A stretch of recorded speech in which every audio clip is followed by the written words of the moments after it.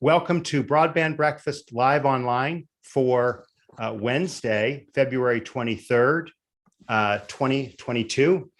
My name is Drew Clark. I am the editor and publisher of Broadband Breakfast.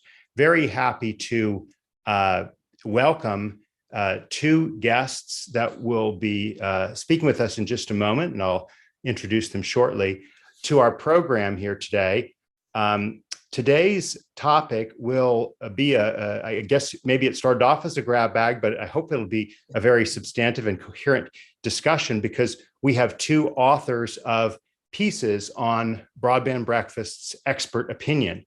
So just a kind of a word for those who may not be as familiar with Broadband Breakfast. We're a news organization. We publish topics surrounding broadband infrastructure, broadband's impact on our society, and big tech, and the ramifications that broadband internet connectivity has through major technology companies. And we do coverage every business day, and we also do these events every Wednesday at 12 noon Eastern time.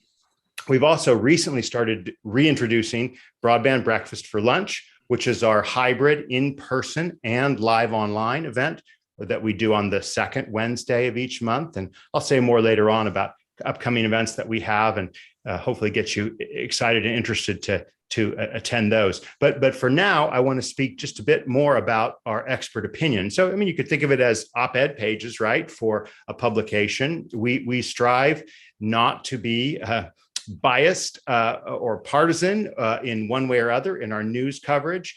We kind of don't adhere to fiber orthodoxy or a wireless orthodoxy. We don't, adhere to a net neutrality is bad, net neutrality is good. We want to consider and drill into the details, other than perhaps the one exception that we believe in better broadband, better lives. So we're not going to be happy with creaky, slow, 25 megabits per second down, 3 megabits per second up broadband. So if there's a bias there, we freely admit to that bias. We are about better broadband, higher capacity broadband, and we want to encourage things that will get us to that kind of higher capacity state. So all that said, we opportunities for those who have an expert opinion to share with our readership, to send them to us, send them to commentary@breakfast.media, and we will publish them. For the most part, I haven't ever turned down one, but then again, I have sent some back and said, you need to do this a little differently if you want it published. But these two authors are both extremely esteemed policy and business executives. And so I'm very happy now to introduce our two guests for today, Michael O'Reilly, who is a former Federal Communications Commissioner. He was at the Federal Communications Commission for many years, and is going to speak to us about the work that he did there a little bit, perhaps, but also he's going to speak about his thoughts on a very important topic of don't repeat past mistakes, how to wisely spend federal broadband money. And Michael, just a bit more about him, is president of MP O'Reilly Consulting. He's also a visiting fellow at the Hudson Institute and a senior fellow at the Media Institute. And before joining the FCC in 2013, he held key staff positions on Capitol Hill, both with the Senate and the House of Representatives. So welcome, Mike. We're so happy to have you. First time guest on Broadband Breakfast Live Online, but I certainly hope it won't be the last. We're also, after Mike, going to hear from Ben Baldry-Jobson. It's a tongue twister, Ben. Forgive me. It's you should have said it enough by now, Drew. Correct. Yeah, I should have because Ben's been with us multiple times at the height of the pandemic, and more recently he's been with us, and we've also through our partnership with Broadband.money, one of our sponsors, worked with Ben on an Ask Me Anything just about 4 weeks ago, and that was just an awesome interview that my colleague Sarah Lai Sterlin did. And the links to that are on the page for this event, so you can certainly find more about that. But let me just say another word or two about Ben. He is the CEO of Sci-Fi Networks, which funds, builds, and owns Fiber City Networks. Hopefully we'll get him to talk about that ownership piece, as well as the building and operating, internet service providers, 5G carriers, and other service providers can utilize the wholesale and or open access networks that Ben's company, Sci-Fi Networks, have been building to make use of fiber city connectivity. And he's got a great story. I know he'll tell us more about this. And he, of course, is also the author of a expert opinion piece called Internet Service Providers Benefit from a Shared Fiber Infrastructure Network. So certainly want to get that perspective of the shared network in there. And maybe we'll kind of see how Mike reacts to that model too. So those are our guests today. Let's dive right in. Turn it over to you, Mike, to tell us a little bit about your experiences and how that's led you to the views that you have on federal infrastructure spending for broadband. So take it away. Well, Drew, thanks so much, and thanks everyone for attending. Really appreciate it. It's an honor to be here and talk about broadband deployment, broadband adoption, broadband barriers, things that have been part of my assignment and part of my job for the last 20 some odd years. I left the commission at the end of 2020, and now are doing some private work in my company and some other responsibilities. But I had an opportunity to kind of share my thoughts without, I should say this caveat, as I say to all my events, anything I write or speak to, and that is that I do not intend any of my comments to be perceived as views or entitled to be encouragements or engagements in any FCC or other government proceedings. I'm staying out of that and just giving my thoughts on what's happening. And I think that it's because I lived through many different attempts in this space over the many years. Broadband has been a priority for the, and policy for the federal government for, 2 decades or so. And the question is how best to deliver it to those Americans that don't have it, that aren't able to access it today. What is, defining it in certain respects, but also, getting service to those that are in need. And I've sat in those households. I've sat with those people. They've come to my conferences, things that I've spoke at, and to listen to someone say, I don't have broadband today. I'm operating with nothing, or I have dial-up. It's really really pulls the heartstrings and really makes you double down when you go back to at least when I went back to my old desk and try and make things happen. But I came up with 4, I'll call them 4 principles that I think are really key to having, broadband programs, is the amount of money that Congress has put forward in a number of different streams. I think that are really necessary for policymakers to consider as we, look at the big enchilada, the NTIA money that's going to go out there to the states to allocate, $42.5 billion or so. It's really important that we get it right. You've got money at Treasury, you've got money at U.S. Department of Ag, you've got a lot of money in the system. The question is, how do you make sure it's used right? And I would, my 4 points are pretty simple. They're not revolutionary, but they are key because they're based on experiences that we've had. One, I ultimately believe you have to stay focused on the unserved Americans, the unserved areas.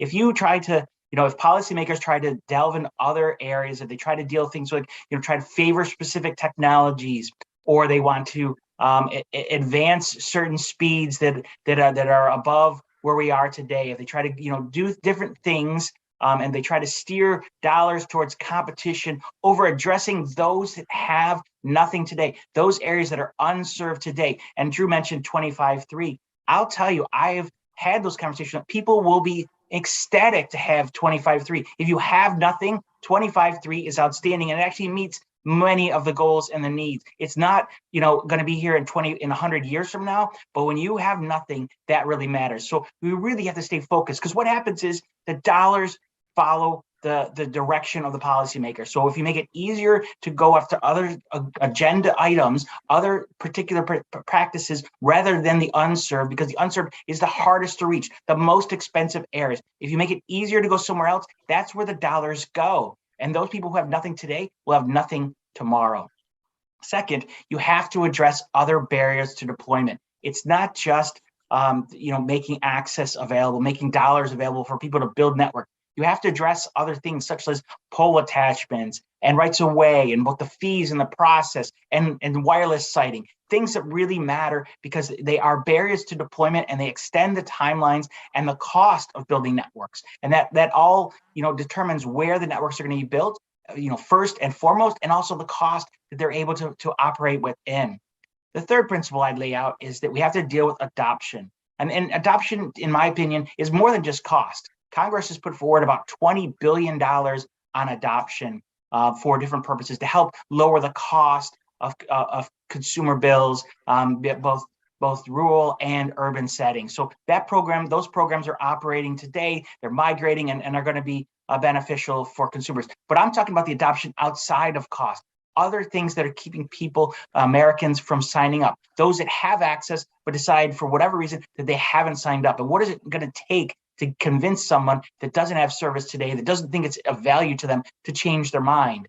Some of that is going to require partnerships with a lot of organizations, a lot of local community centers to really, drive home the importance of the service and show the benefits and then able to reach out to those consumers, because it's not just about that American who decides I don't want service. It's about all the families and people in their household who don't have service. So it can be their children who are missing out because the parent decides that they don't see the benefit. And we know that there are incredible benefits from technology, including broadband. We want those benefits to be available. There are certainly downsides. There's downside to every technology, but that needs to be managed.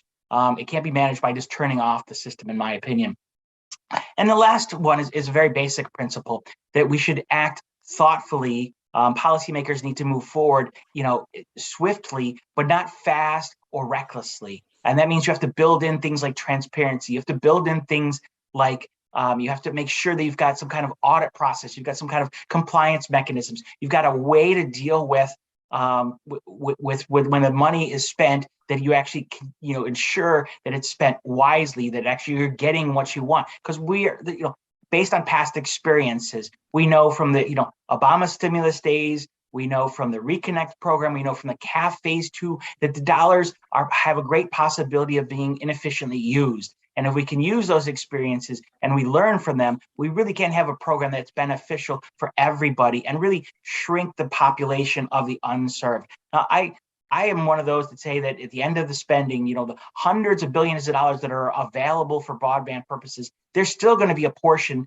The idea that getting universal broadband is really something that is hard to achieve. We never achieved it in the telephone universe, and dial-up, plain old telephone service. We never got to 100%. We're always in the high 90s, but we never got to 100%. So there's still going to be a portion of population that's going to, you still got to work on adoption. You still got to work on those things that are just absolutely incredible. So getting to the high 90s is very possible with all the money that Congress is putting forward and the states are investing for this purpose. So those are my 4 points that I want to make for this purpose, and happy to have interaction with Ben and others on what direction this should go.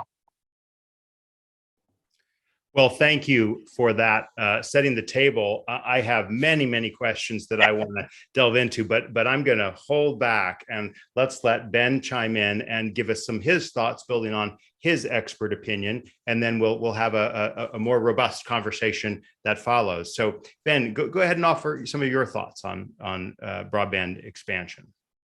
Yeah, thanks, Drew, and yeah, Mike. I think offer some really interesting perspective there.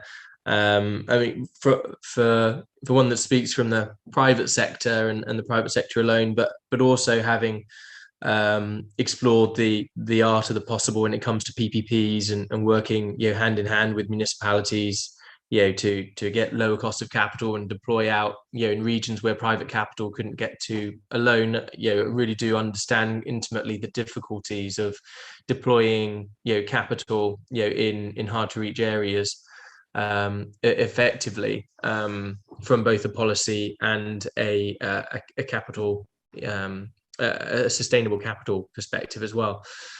And we some years ago, really as a reaction to a lack of traction in trying to get PPPs through, and that is by PPP, public-private partnership. It's where ultimately we take on all the delivery risk, but the the municipality would have a financial stake and interest in that project.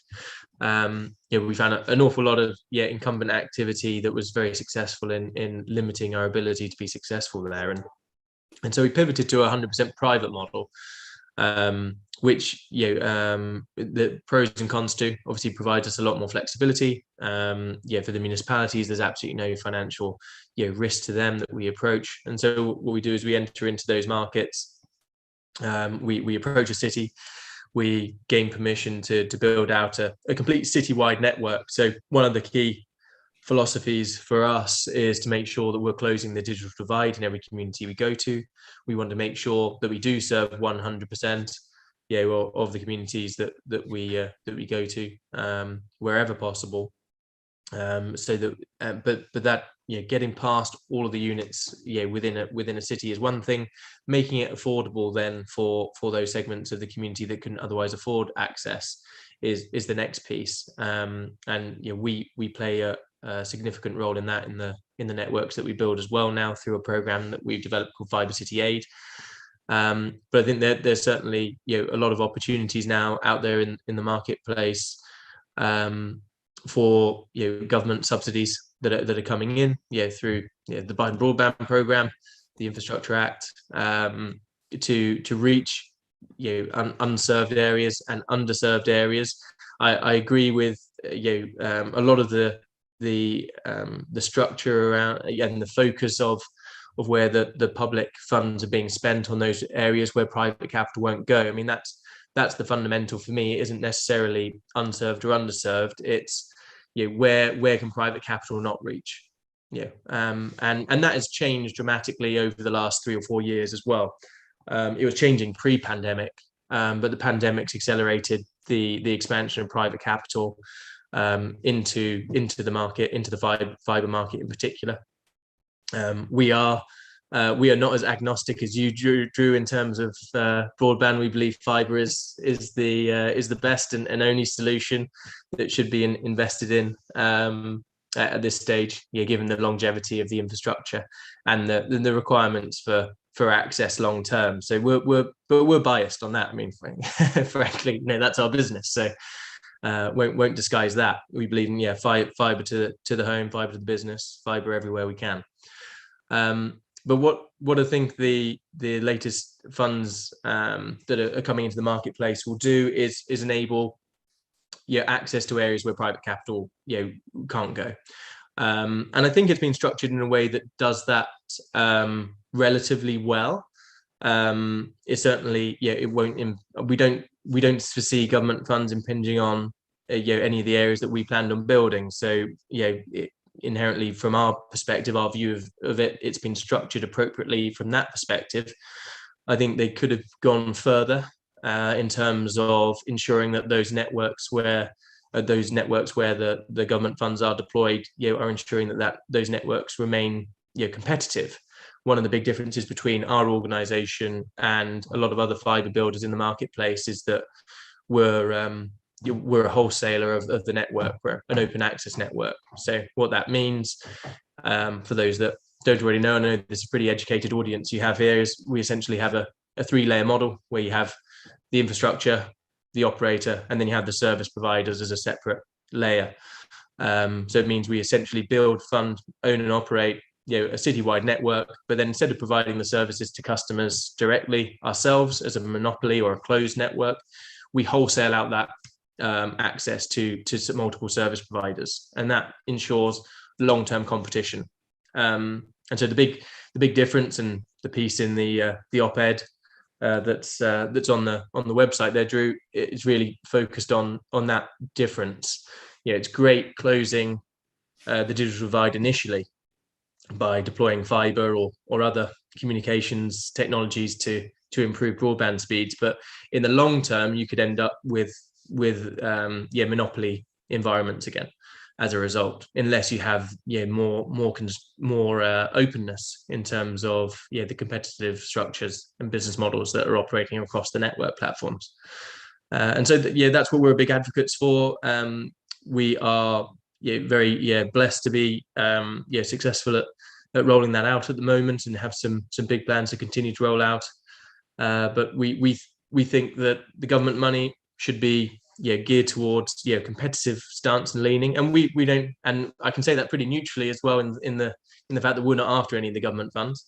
We just believe that's best practice, and we also really appreciate the focus on the affordable broadband schemes as well. So EBB program, extending programs like that to ensure that lower income households in these communities can get the same access to what we believe is vital infrastructure. And our Fibre City Aid program that we developed also accentuates that as well. So we ourselves subsidise those segments of the community and that the city qualify as being most in need of that assistance, and we provide that over our networks to anyone that wants to take up that service, and put that in concert with government subsidy on affordable with affordable broadband options, and you could have incredibly low priced gigabit speeds being delivered to everybody throughout a city. That's a little bit about what we're up to, and should also say I think we've signed up just over 20 cities now. We're aiming to be over 30 by the end of the year, and hoping to double that year on year, really, for the next couple of years after that. Well, wonderful. And thank you so much for laying this out. We've got a lot to talk about here now. So I wanted to mention, I tried to do this at the top, but in the excitement to get to our two guests, I forgot to thank our sponsors for Broadband Breakfast. They include Utopia Fiber, Lit Communities, Broadband.money, Broadband Now, Powerhouse Management, Lightbox, Samsung, Render Networks, Positron Access, and the California Emerging Technology Fund. And we also do a special event each year, Digital Infrastructure Investment, that we do concurrently with Broadband Communities. And Sci-Fi Networks has been a sponsor of our Digital Infrastructure Investment Conference for the past 2 years. Very excited for that. And we'll be doing a lot more publicizing about that conference and Broadband Communities in the coming weeks and months. But now that we've got kind of a number of issues out on the table, I want to start with Ben, if you don't mind. Ben, you mentioned you're now in 20 cities, going on 30 cities, and you also highlighted how you are not necessarily going after markets that are going to be deemed unserved, or maybe not even underserved, which we'll get to in a second. But I wonder if you could just speak for a moment about how this model, the wholesale or open access model, is being received in America. Obviously, you're an American company and doing work in the United States. Your accent gives you away. You are from the United Kingdom, Ben, and there are a lot more open access wholesale models in practice in other parts of the world, including the United Kingdom. Could you just say a little word about the open access piece and how much educating do you have to do as you talk about that, not only with customers, but with suppliers, with people who might be ISPs on the network, with cities, et cetera? Yeah, good question. I'd say we have to do less of it now than we did at the start. That's for sure. So the good news is the message is getting out there that there's a different way to do business in America than has been the norm, and we can.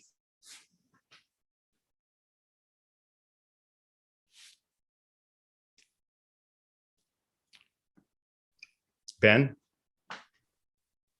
I've lost Ben. My signal.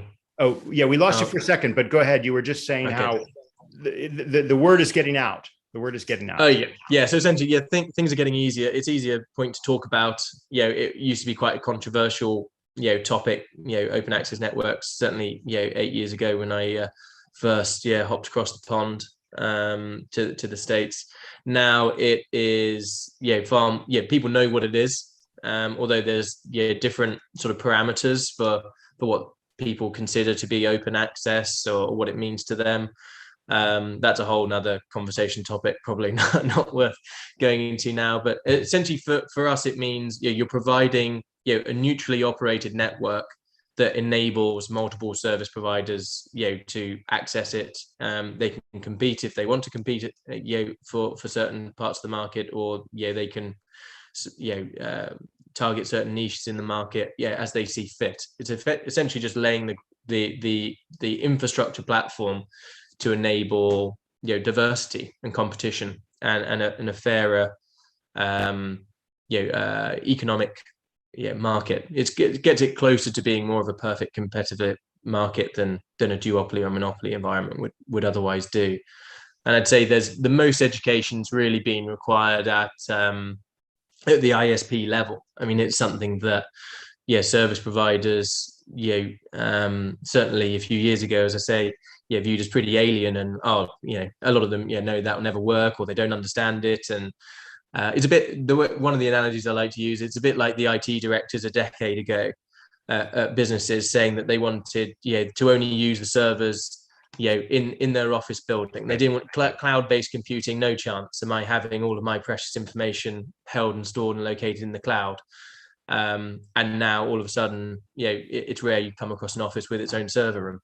Everything's up into the cloud, and they're quite happy to use other people's infrastructure to deliver them critical business needs. And it's much the same with the network and infrastructure that we put in place. So it's building up trust with the service providers, that that network's going to be operating reliably to the highest standards and enable them to go about their business in the same way they usually would, and hopefully a lot better. Well, that is a great analogy between the cloud computing and the open access networks. Are there regulatory burdens that have made it harder for open access networks to flourish in the United States versus United Kingdom or Europe? And I'm going to ask you about the same question, Mike, but let's start with Ben on that. Yes, compared to some markets in Europe, definitely. I mean, it's in the UK, it was forced open. It was a publicly owned network day one, and that then was privatized, and then they realized that wasn't the best model, and then they separated the operator away from the service provider arm, and then opened it up for other service providers to provide competition. So regulation was forcibly opened up networks, and that's been common across multiple markets, not just the UK. So regulation certainly plays a part, and in the US, that framework just didn't exist. It evolved in a very different way. Mike, what's your perspective on that topic? Well, look, when I hear Ben talking, most of the things that he says and what he's offering today don't cause me any heartburn, because he's it's no government money, no mandates. He's a regular entrant, and he has no favoritism. I mean, I don't have a problem if he enters a community, gets approval, has to abide by everything that everyone else does, and if he can, his company may or may not succeed. We'll just find out if an open access model can succeed. I'm a little leery, but that's what the competitive marketplace. Great. If he wants to go into those markets, what I'm suggesting, and was talking about, is what do you do with the dollars? And Ben agrees that he didn't want to seek them per se. And that to me is, like, focus on those areas where there's a really, really, really good chance that Ben is never going to go to the areas where these dollars are going. They're not cities. These are rural areas, sparsely populated, miles between houses, and you're really trying to figure out how to serve them. So it's kind of competing. If you want to enter, tier 1, tier 2, or tier 3 city, that doesn't cause me any heartburn as long as there's no favoritism. The model in terms of, I think it's right. UK went through, what do you do with mandate and regulation, and it's just coming out of some of those problems that it's had. It's got multiple ISPs, but the service quality was, very suspect, and you couldn't have, BT didn't have money to invest. And I talked to the company, I talked to Ofcom, I visited to get my experience based on that. So I've objected to, copying that model to the United States in the past. And, we lived through some of that in the breakup of Ma Bell and how we were going to, do the 96 Telecom Act. So we lived through some of those experiences, and we got to where we are today. So again, I don't have a big problem with where Ben is offering, and he can succeed, will succeed or fail depending on what the consumers in the marketplace want. I'm not sure there's going to be a lot of ISPs that want to, offer just, be on the one service level, but that's for Ben to find out and try and convince them to do so. Well, I mean, he did refer to the structural separation that took place in the United Kingdom. Obviously, we have had a different history in the United States. Is there any alternative history that you could say, oh, if we did this differently, we might have moved to a world like that? Would that world have been a terrible world, Mike, or would it, in other words, a world with more wholesale access, more sharing of the networks? That's word that Ben used in his expert opinion piece? Yeah, I mean, there were points in the 96 Act that if you look back and said, if we, people proposed that there be a wholesale model and the bell companies for offering voice service in the local market not be allowed to, they be separated out from, the policymakers for both politics and practicality decided not to do that. And so you're talking a history of almost 30 years that we moved past that. And in that time period, the ISP market has developed and it's moved away from the bell companies into something, more often than not is offered by cable providers. But then you have a wealth of technologies coming on board. The wireless industry is ripe for offering broadband services and is doing so in many instances. You have satellite, a number of different things, whether it be Starlink or Kuiper coming on board. Things are really going to be competitive going forward. So I don't know that we're not going to revisit the history. There's no way to go back in time. I wish there was. I would, I look a lot better and could relive some of my mistakes. But,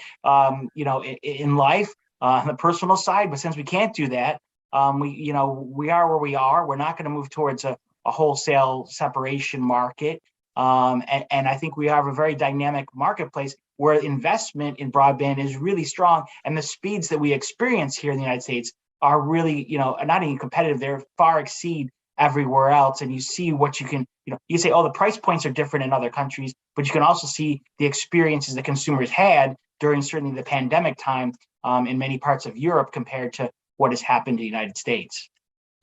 So one point or one word that almost everyone seems to agree is good is competition in broadband, but people often think of different things when they think of that. Some people competition means, oh, okay, well, there's an airport facility that's owned by some entity, and then multiple airlines come in, and they're all through that network enabled to compete. For others, it means laying separate tracks for separate roads or separate. So I do want to introduce the word facilities-based competition and get both of your take on the pluses or the minuses of doing separate wires, right? I mean, Ben, it sounds like you have to do this in some of your markets, right? And again, I'm not saying it's a good or a bad thing that you have to do it. I'm just asking, like, do you think that word is the wrong word, right? Or could you argue, for example, Ben, that since in your view fiber is so much cell or wireless, why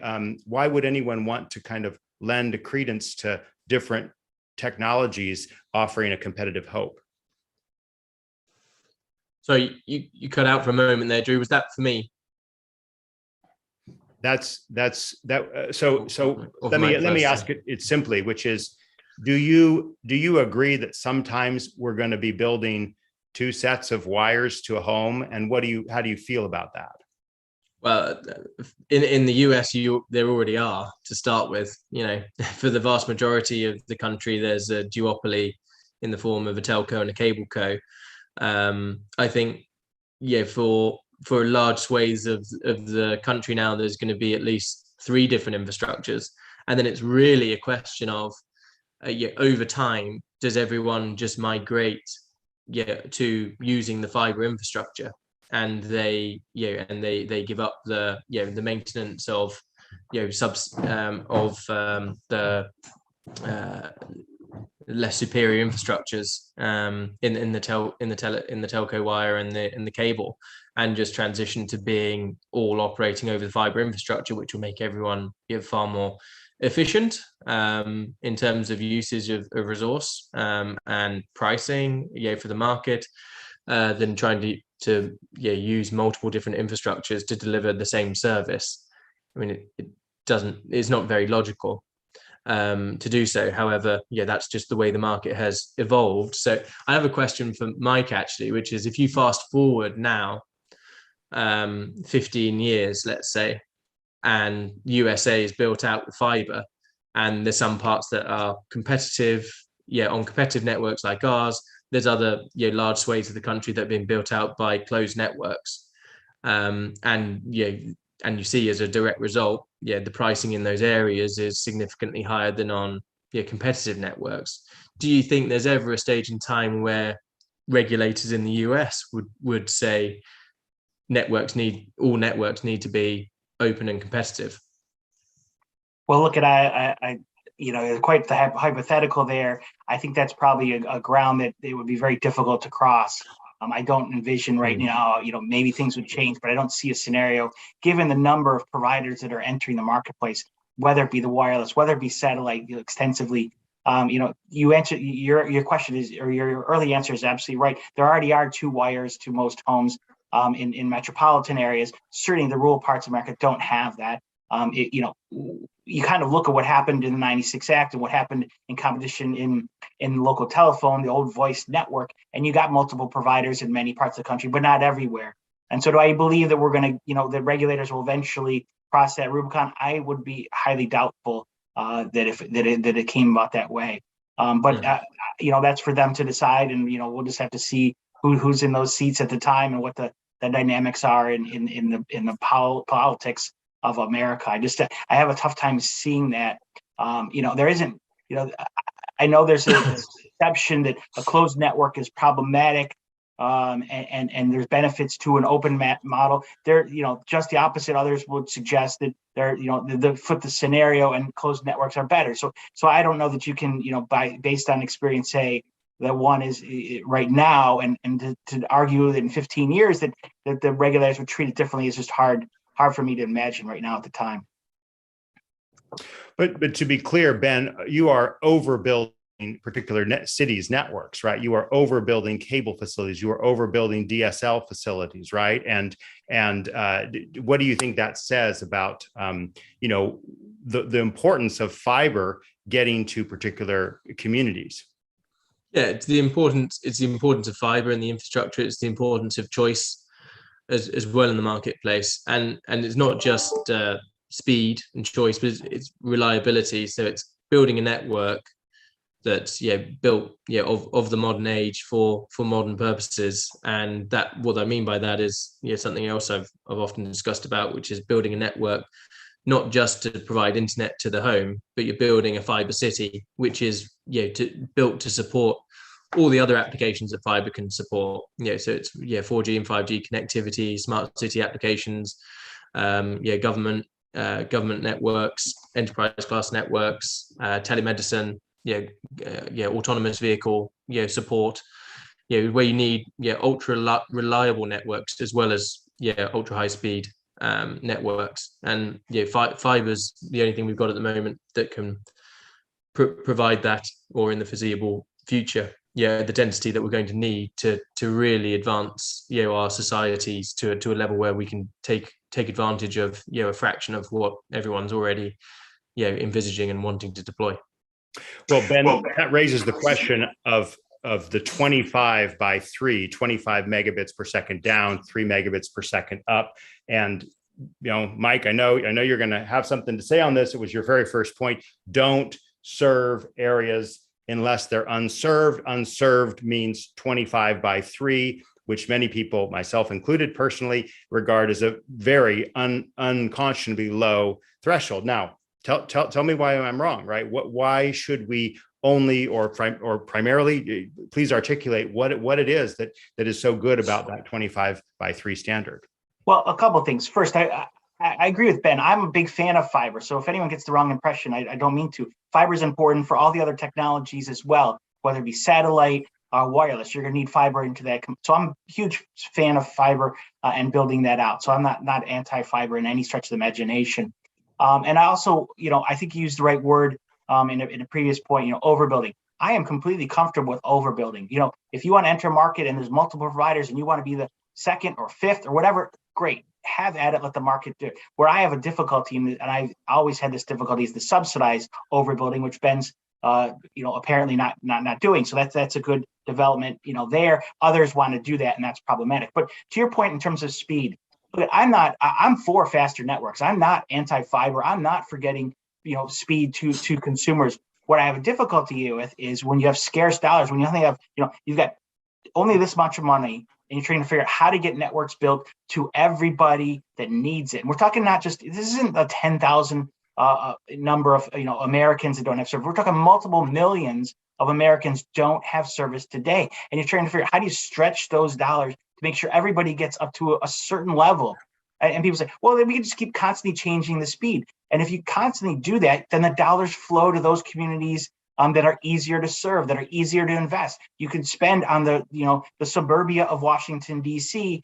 Versus in the really rural parts of America where you don't have service, the economically challenged parts where you don't have service today. So I'm comfortable getting, and I believe that's where the dollar should go, is getting everybody up to a basic benchmark of 25.3. I was comfortable trying to get everyone up to 4.1, and we say, oh no. As soon as, it was like we got almost there on 4.1, and I was like, nope, stop, change the dynamics. And there's still people on 4.1 today. That's problematic. And that's why I say the dollar should go to get everybody to 25.3. It doesn't mean I'm not in favor of above that, and that with the technology can't exceed that or cannot meet other speed benchmarks. But to say that that's where we're going to shift the dollars to only gig by gig, for instance. I love gigabit speed. That's great. It's not what I have in my house, but I think it's fine. But to then shift the dollars for that purpose and do a gig by a gig or 100 by 100, rather than bringing everybody up who has nothing, that to me is problematic from a policy perspective. Well, but Mike, I mean, the Investment and Jobs Act does provide for funds to go to the underserved areas as well, which are not meeting the 100 by 20 threshold. And so, I guess my follow-up question would be, isn't there a really important area to be served, like a lot of the United States, that doesn't meet the 100 by 20, even if they may meet 25 by 3? And so my question back is like, why are we just going to focus, if your view is adopted, the 25 by 3 standard? Why shouldn't we be thinking inclusively about the need to make sure we're getting good quality, better broadband networks to these underserved people too?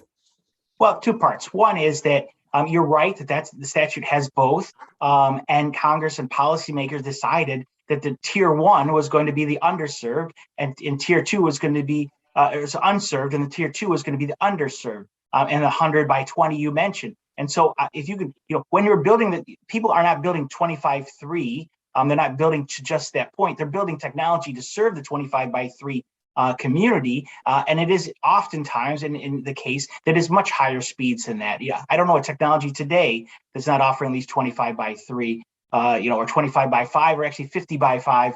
In most instances, or 100 by 5. So the difficulty is somewhat the breakdown between uploads and download speeds. But I have no difficulty, when we're trying to figure out how to invest the dollars, making sure that they have capabilities. But what I'm saying is those areas that don't have service should be the priorities.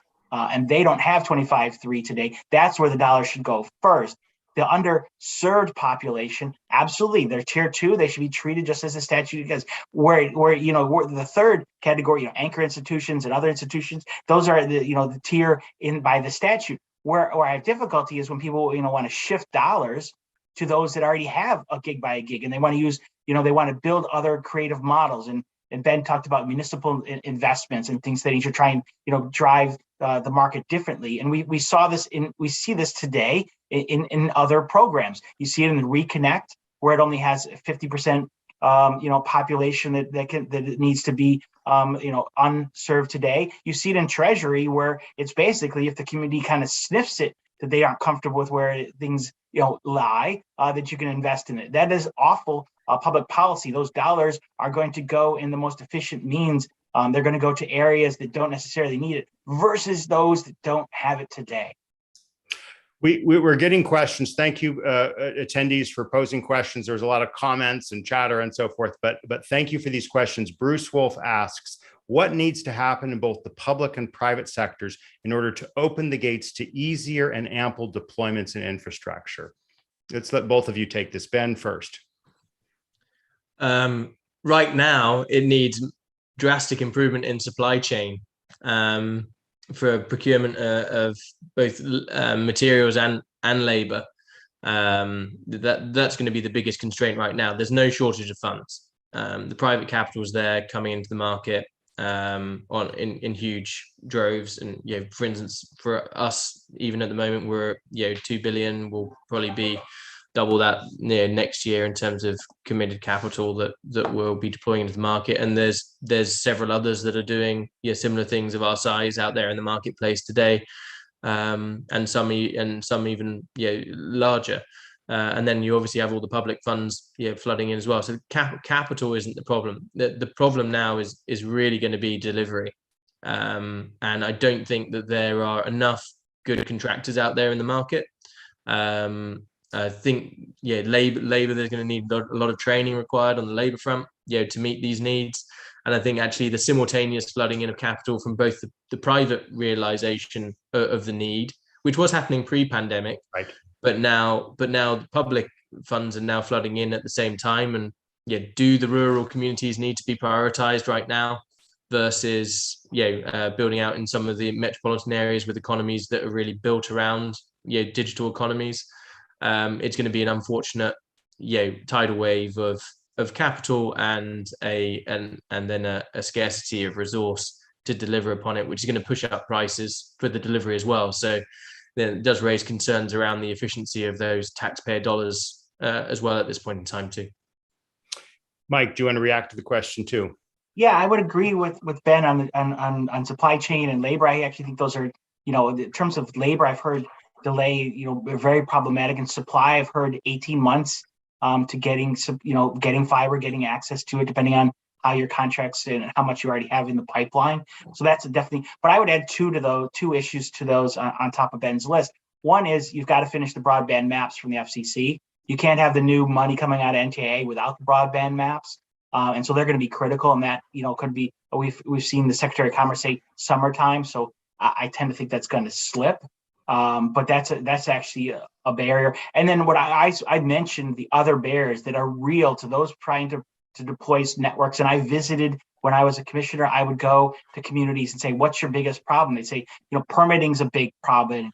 It's access to poles, it's access to rights of way. It's actually building, making that process smooth, making the cost for, accessing poles incredibly problematic, especially in the rural areas where we want broadband to happen. I mean, the policymaker has to decide, do you want the network built, or do you want to, prop up your local energy, monopoly? Mike, let me just, on that point, what can the FCC do, particularly in those states that have reverse preempted the FCC's rules on pole attachments? What's the quick answer to, I know, a complicated question on pole attachments?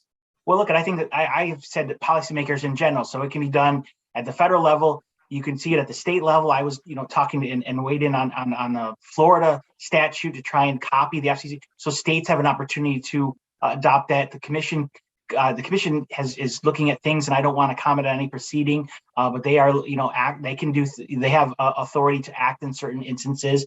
But you can see it as conditions for new money that comes out of the federal government, these programs. How do you make sure that those dollars go to the most efficient mechanism? Are the recipients, right, using their reciprocal rights to allow others to build, on and use resources that they absolutely need to build networks out?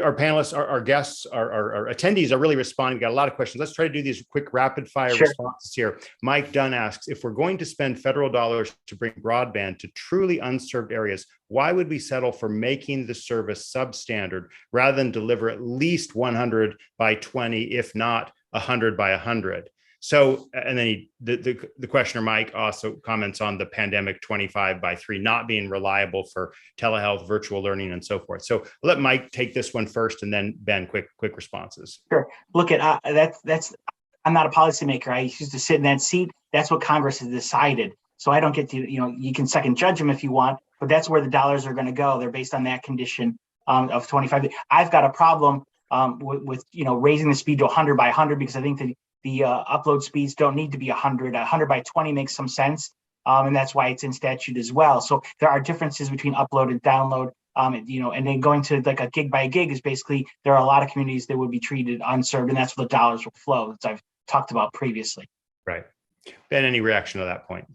I just say I'd sort of see it as two thresholds really required. Obviously, the rules are already set, but yeah, there's the threshold to what meets the criteria to qualify for the dollar to investment, but then then it's at what speeds are satisfied to actually win that investment afterwards.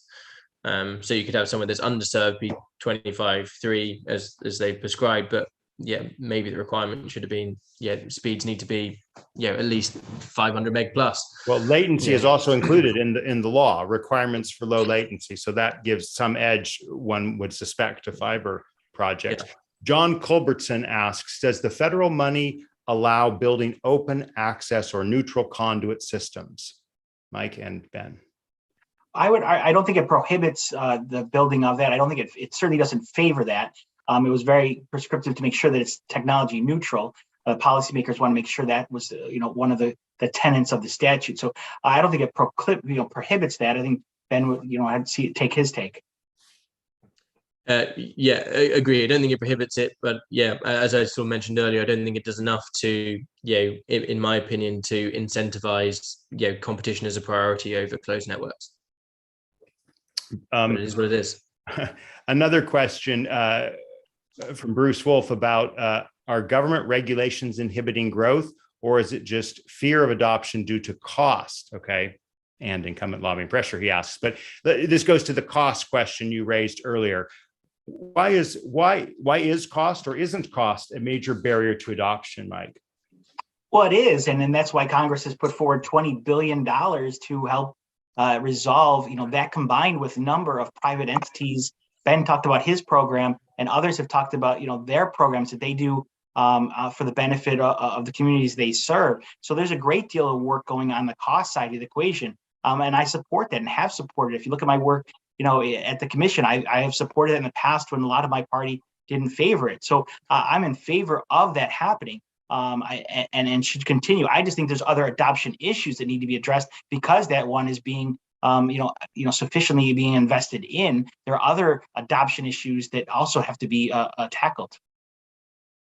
What's your take on adoption, Ben? What are some of the things that you find, like when you're on the ground in these 20 cities you're operating in, what is it that's keeping someone from subscribing to, Sci-Fi's network and your ISP partners?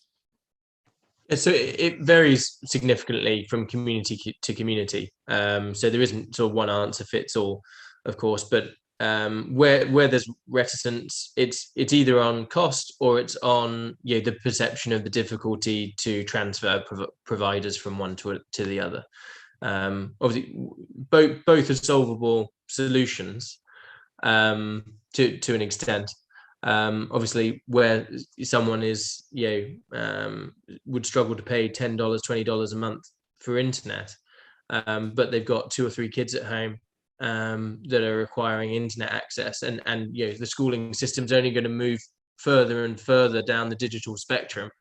It's absolutely imperative that those households get access to internet and to high speed quality internet, and that's what we're trying to ensure by what we're doing. So it's a large part of it is driven around school systems as well, and you obviously have E-rate and to support the school networks as well as the subsidy program now for housing, but there's obviously large segments of society that are in difficulty and require access that don't have children as well. So we're not just doing it based on school programs only.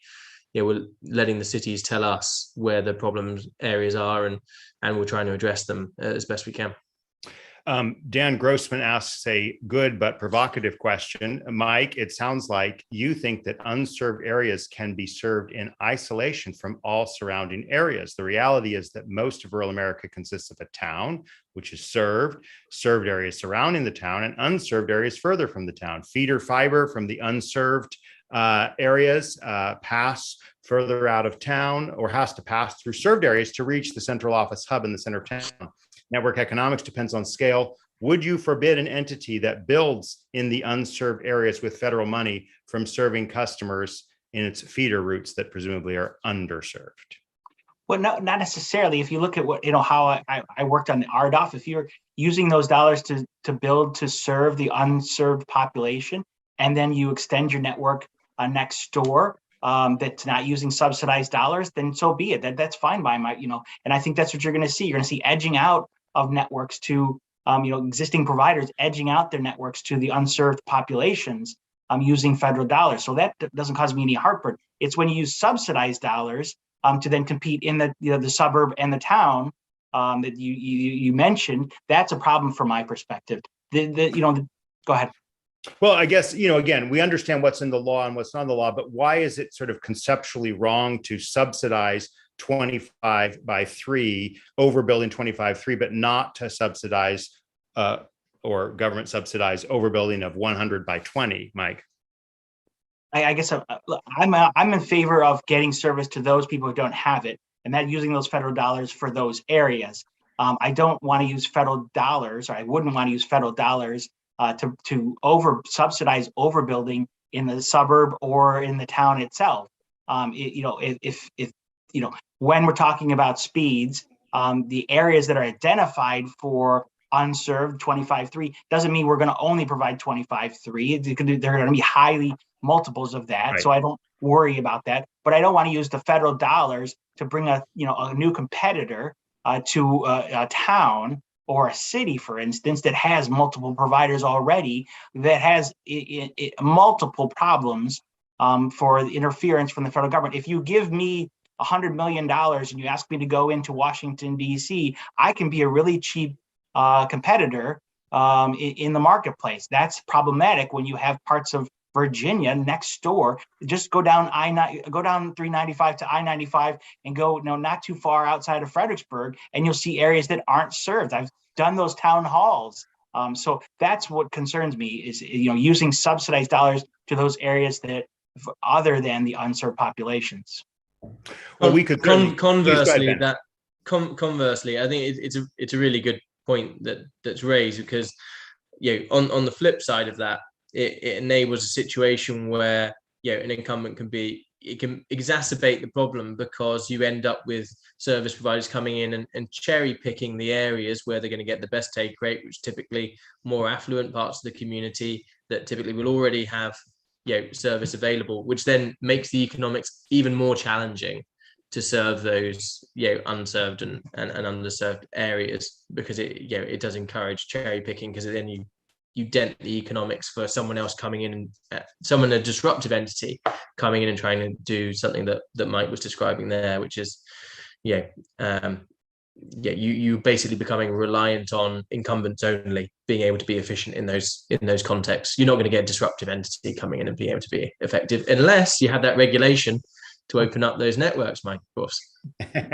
Well, we could certainly continue this for a long time, and thank you for engaging on this. I want to ask one final area of questioning, and because I really appreciate Mike coming on, and as Mike alluded to at the top, he was a Federal Communications Commissioner. In fact, his name had been put forward for another term at the FCC, but it was withdrawn, and something I had not seen before. And Mike, just tell us a little bit about that, about how that relates to your views on free speech and Section 230, and anything else you'd like to say on reflection, having gone through what I must imagine to have been a very difficult experience there, Mike. Well, I would just say, I lived on Capitol Hill for 20 years. I worked as a staffer, and so I've seen an awful lot. I hadn't quite experienced it to myself. I've seen nominees being withdrawn for different purposes and different reasons. So it wasn't too it wasn't too heartbreaking per se. The process was, there wasn't a lot of explanation provided, and that's okay. The administration doesn't owe me anything, didn't owe me anything at the time. So they made the decision to go in a different direction, and that's their right. And that's okay. Look, I had done my time in federal government. I had done 27 years for the people of America, and it was time. Right? I like to use the example. The analogy. God was telling me to go a different direction, and I didn't agree. And He said, "You want to make it very clear." And so they did it as publicly as they could, and so be it. And so I'm happy that I've my time outside of the government, outside of the FCC. I appreciate the work that they do. I wish them all well, and I've moved on, and hopefully can provide benefits out here in the private sector. Well, wonderful. Any last words that you or Ben would like to say before we adjourn until next Wednesday? Well, look, I'm happy to come back and debate all these issues. There's lots of questions I'm sure that didn't get answered. So I'm happy to come back anytime I'm not adverse to taking on the hard questions, but really, if people focused on the issues I raised, I think we really could move, development and deployment really far down the road. And final thoughts. It's an exciting time to be in broadband. I think there's going to be an awful lot going on in the market. I think costs, everyone can anticipate costs going up and pressure, coming on the delivery end of the spectrum. So there's going to be a lot of people, expecting everything now. And the market might be thinking, well, the money's there now, so why isn't my fiber here? Some areas are going to have to wait probably anywhere from 8 to 10 years, I imagine, until they're actually going to see the benefit of these funds, both on the public and some areas in private development too. Obviously we try to move a bit quicker in the private side, so hopefully we can get to a few more people quicker. Well, thank you both. Before we say goodbye to our guests, I want to remind everyone that we are here every Wednesday at 12 noon. Next week, we will be talking about making sure you get good connectivity. We call it improving Wi-Fi coverage in your home, which will be a broadband mapping and data event that we've done a lot of those, and nod to what Mike said earlier about broadband mapping. Our March 9th event, which will be a live online and in-person event at Clydes of Gallery Place at 12 noon, will be Big Tech and the American Innovation and Choice Online Act, controversial piece of legislation that's out there moving forward. And then later in the coming week, we'll be doing an event on social media in authoritarian societies. On behalf of Mike O'Reilly, Ben Bautry-Jobson, I am Drew Clark with Broadband Breakfast, and we'll see you next Wednesday at 12.